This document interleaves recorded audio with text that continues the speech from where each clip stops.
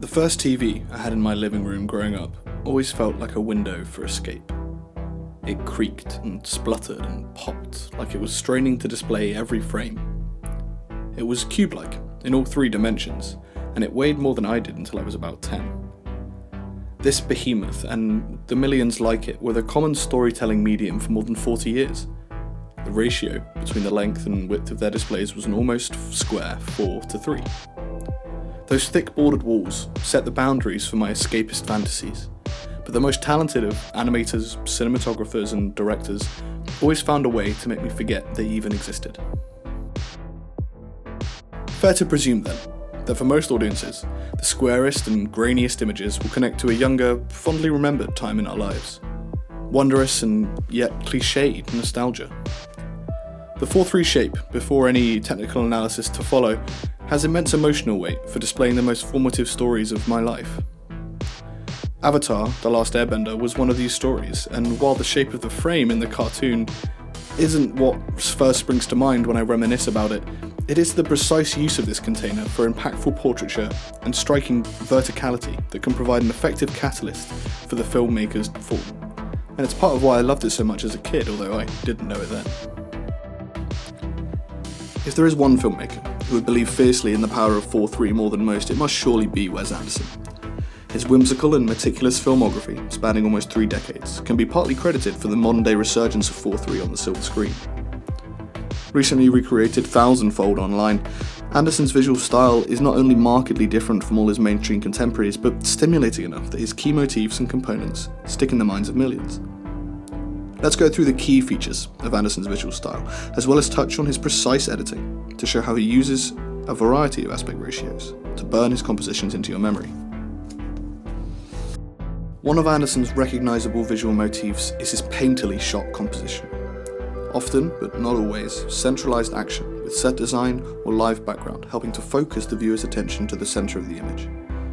Coupling this with symmetrical cinematography and the 4:3 frame, Anderson and his director of photography partner Robert Yeoman create shots that look straight out of your childhood picture book. To achieve this centrality, shots are composed with the background as a flat plane. All movement by the characters is restricted to either across the frame or towards and away from it. Film theorist David Bordwell calls this planimetric composition. When coining the term on his website, Bordwell goes on to explain how this style of composition is perfect for the auteurs who seek to craft painterly or pictorial shots. And while he is certainly not the first, Anderson is the most prominent painterly director in English-speaking cinema. This doesn't mean, as you might think, that every shot is perfectly level. We can tilt vertically, as long as the background remains what David Bordwell calls planimetric. In other words, relatively flat with limited depth and square to the frame. Rather than a widescreen frame that allows for vast space horizontally between subjects or landscapes, 4:3 bunches subjects and action together. Rhiannon Brown also calls 4:3 a very human frame. It gives them real respect and importance. It's clear that Anderson adores this effect of 4:3 due to how well it couples with his story. His characters will always have supremacy of the frame. Their relationship to others takes precedent over the relationship to the setting. This is the opposite effect of widescreen or the eponymous landscape, which leaves plenty of room to capture stunning vistas and makes people look comparatively small.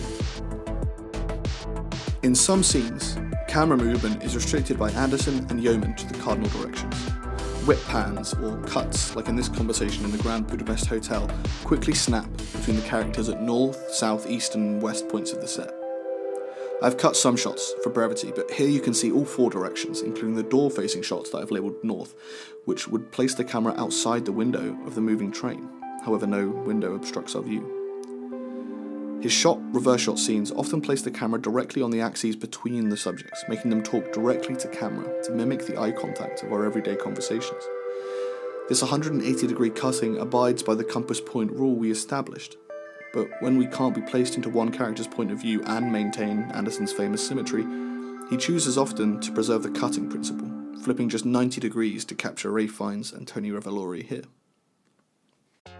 Picture book mise-en-scène and symmetry in a 4:3 frame, while evoking the nostalgic emotions I mentioned earlier, also have a secondary effect for Anderson that rings true across all his work, not just that which features the unusual aspect ratios. The absolute majority of modern filmmaking defends vociferously the principles of naturalism. Naturalism is to maintain the immersion of the audience at all costs, and hide from them the fact that they are watching a carefully constructed piece of art. Anderson disregards the idea wholesale and endeavours to leave a trail throughout his work that leads right back to him and his crew. Often this trail isn't hard to find. Take the chase scene you're seeing now, for example. It's cut in to resemble a newspaper comic strip at the climax of the story, written by Roebuck Wright in The French Dispatch. Anderson's use of varying aspect ratios calcifies his style to an anti-naturalism ideology. Most used to delineate a time change in the story as well as elsewhere, its purpose is always to draw attention to the filmmaking and the filmmaker, not to obscure it. This is the secondary effect of the use of 4:3.